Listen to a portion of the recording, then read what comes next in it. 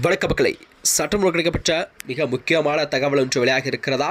திண்டுக்கல் சீனிவாசனுக்கு செக்கா, மகனுக்காக களமிறங்கிய பெரியசாமி கரை சேர்வாரா ஐபி செந்தில்குமார்? வாங்க வீடியோவை முழுமாக்கலாம். அதாவது தமிழகத்தில் வரக்கூடிய இந்த 2026 சட்டமன்ற தேர்தல் என்பது நெருங்கக்கூடிய சூழல்தான் அனைத்து கட்சிகளுமே தங்கள் கட்சிப்பணிகளெல்லாம் தீவிரமாக செயல்பட்டு வருகிறதாம். அந்த வகையில்தான் ஆளும் திமுக அரசு மீண்டும் ஆட்சி பிடிக்க வேண்டிய விளையாட்டில் அதற்கான வேலைகளை தொடங்கிவிட்டது. எதிர்க்கட்சி தலைவர் எடப்பாடியாரும் மீண்டும் ஆட்சியை அமைய வேண்டும் என்ற நிலைப்பாட்டில் அதற்கான வேலைகளை தொடங்கிவிட்டார். இந்த நிலையில் தான் தமிழகத்திலே இம்முறை கண்டிப்பாக 4 முறை போட்டி நிலவக்கூடிய சூழல் தான் உருவாகியிருக்கிறது. அந்த வகையில்தான் தமிழகத்தில் உள்ள 234 தொகுதிகளும் இருக்கும் வேட்பாளர் என்பது கடுமையான போட்டி என்பது நிலவக்கூடிய சூழல் உருவாகியிருக்கிறது. அதாவது திண்டுக்கல் மாவட்டத்தை பொறுத்தவரை இந்த சட்டசபை தேர்தலுக்கு இன்னும் 11 நாட்கள் மட்டுமே இருக்கிறது.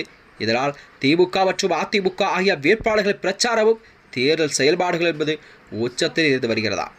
அந்த வகையில்தான் தமிழ்நாடே எதிர்பார்த்து காத்திருக்கும் இந்த தேர்தல் முடிவாக திண்டுக்கல் தொகுதி மாறியிருக்கிறதா.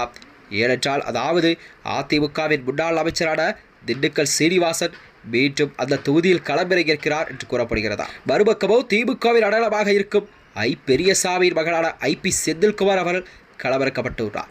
இந்த ஐபி செந்தில்குமார் அவர்கள் பழனி சட்டமன்ற தொகுதியில் வெற்றி பெற்று எம்எல்ஏயாக இருந்து வந்தது குறிப்பிடத்தக்கதா. இந்த வகையில்தான் இந்த முறை அவர் திண்டுக்கல்லில் தன்னுடைய வேட்பாளராக களமிறக்கிறார் என்பது அரசியலில் ஒரு புதிய பரபரப்பை கிளப்பியிருக்கிறது. அதாவது இந்த முறை முதல்வர் ஸ்டாலின் திட்டமிட்டு திண்டுக்கல் தொகுதியை மாற்றியிருக்கிறாராம். அதேபோல் பழனி தொகுதியை சிபிஎம் கட்சிக்கு கொடுத்திருக்கிறார்.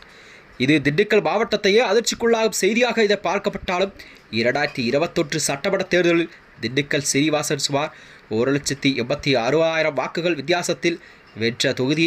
அதேபோல் திண்டுக்கல் மாவட்டத்தில் திண்டுக்கல் சீனிவாசன் தான் அதிமுகவுக்கு அடையாளமாக இருக்கிறார் என்றும் கூறப்படுகிறதா.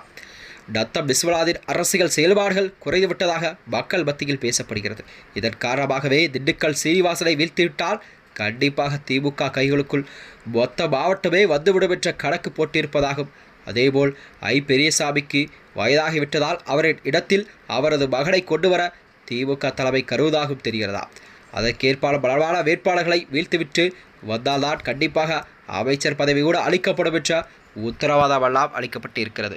இதனால்தான் திண்டுக்கல் களத்தில் திமுகவின் உற்சாகத்துடன் வலம் வருகிறார்கள்.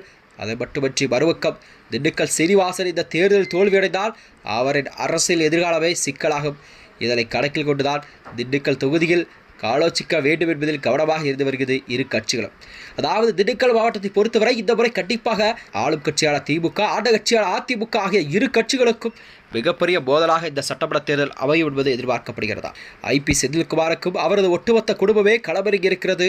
2016 மற்றும் 2021 ஆகிய தேர்தலில் திண்டுக்கல் சீனிவாசன் 90,000 வாக்குகள் மேல் பெற்றுள்ளார். ஆனால் இம்முறை திமுகவின் பவர் சென்டரான பெரியசாமி குடும்பம் நேரடியாக களமிறங்கி இருப்பது.